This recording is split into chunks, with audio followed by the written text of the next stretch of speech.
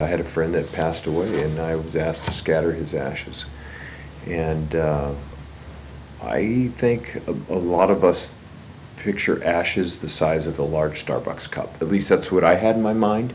I didn't realize that the average person is somewhere around, 3 to 5 pounds, or about approximately 5 pounds of ashes.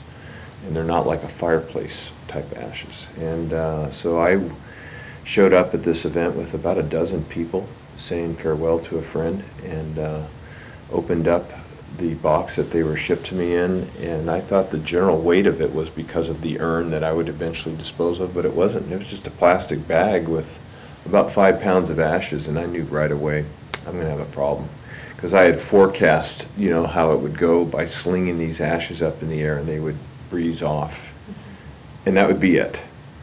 But instead, these ashes came out in massive clumps, and they pattered as they hit the ground, and stayed in huge, fistful piles, and it's like, oh my gosh, it's like, this is it, and they got in my shoes, and the dust kind of spooled around, eddied around my body, the wind, and it just was a terrible experience. So I fixed it. I fixed the problem, and I didn't do it right away. I'm a Christian man. I believe it was a divine. I had a dream. I've never invented anything in my life. I'm a pilot guy, outdoorsy.